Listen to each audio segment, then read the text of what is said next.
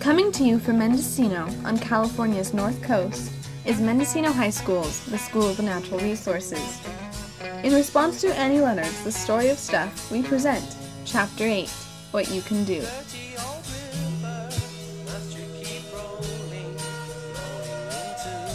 Here's a peek at what one class and their community members have done to reduce stuff and to keep this world as beautiful as it is now.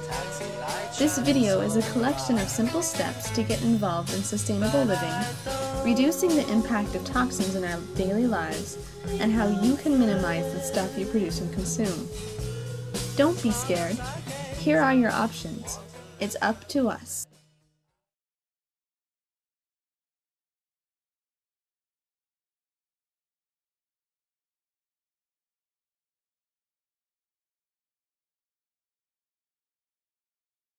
So what is organic? Organic foods are produced without the use of pesticides, herbicides, or genetically modified organisms. Meat and animal byproducts like cheese, eggs, and milk don't contain antibiotics or growth hormones. Why should I buy organic food? How does it reduce stuff? Buying organic food means you reduce all of the stuff that goes into making the actual product. This means that you reduce the chemicals, pesticides, packaging, fertilizers, and transportation materials necessary to get the product from the developer to you. You can also buy in bulk to help reduce packaging and waste. Along with my extremely sexy hemp hat, I'm wearing an organic cotton t-shirt and bamboo pants. These Patagonia shoes have removable soles because the toxins in the glue are bad for the environment. What about recycling? What are the benefits? When you recycle, you save money. By recycling, you contribute to preserving the environment. Recycling saves energy and natural resources, as well as reducing greenhouse gas emissions.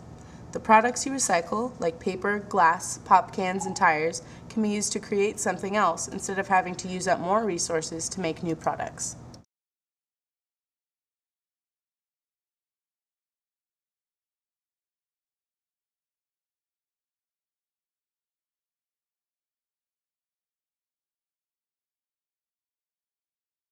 And remember, always turn out the lights when you leave the room.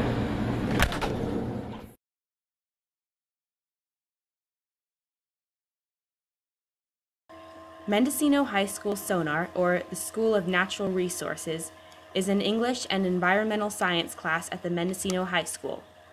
By studying our local ecosystems, carrying out field experiments, and collecting vital information, we are able to learn about our local environment and how we can protect and maintain it. For the last 7 years, Sonar has been doing salmon censuses of the Little North Fork of Big River to determine the number of live salmon, reds, and carcasses to help California Department of Fish and Game in their study of the endangered salmon. Alright, so what we're doing here is we're looking at the fairy shrimp from the vernal pool and the headlands under a microscope so we can do biological drawing. During our studies, we often find new or unusual species.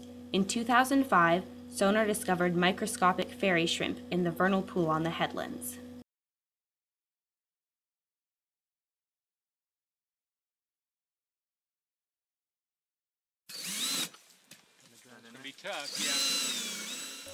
In 2001, the Sonar class constructed and hung 25 large nesting boxes for the wood ducks of the Big River Laguna.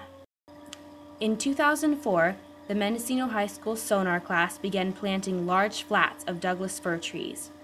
Once the seedlings were big enough, they were taken to the Van Dam State Park, located near Mendocino, and transplanted as part of a habitat restoration project.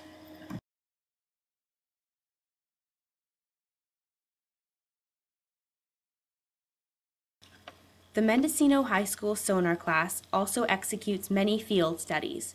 For example, monitoring the stream and estuary health of Big River. In order to do this, we perform various water tests and collect data about temperature, salinity, turbidity, and dissolved oxygen, as well as many other factors. Sonar projects like this enhance the community through training students to become wise stewards of the environment, and give back to our community, which has given so much to us. In Sonar, students learn how ecosystem management can be an ethic for wise stewardship of resources.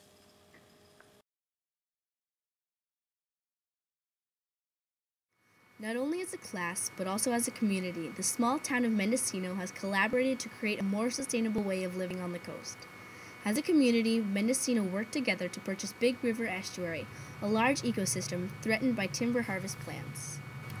Another thing we've done is create From Garden to Table, a school-based project done by Mendocino High School students to produce their own food. Growing and eating locally reduces carbon dioxide emissions, which leads us to clean transportation. Zap cars are locally made electric vehicles used for traveling around town. Not only are they stylish with their zebra stripes, they are also environmentally friendly. Using local Zap cars as a model, Mendocino High School decided to create their own electric car. We took an old diesel golf cart and converted it into an electrically run vehicle used for campus transportation. We partnered with Pacific Gas and Electric to create a direct tide system that collects sunlight using solar panels. It then transfers the energy back into the grid. At our school, we have developed workshop days that educate our students on ways to promote a sustainable future.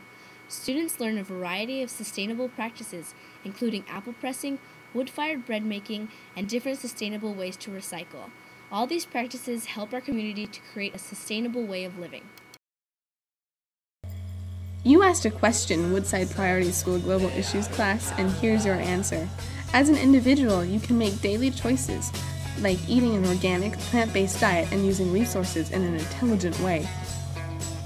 You can get involved with your school and community in projects that help reduce stuff, like tree planting and community gardens. Now there's really only one question left. Will you take action?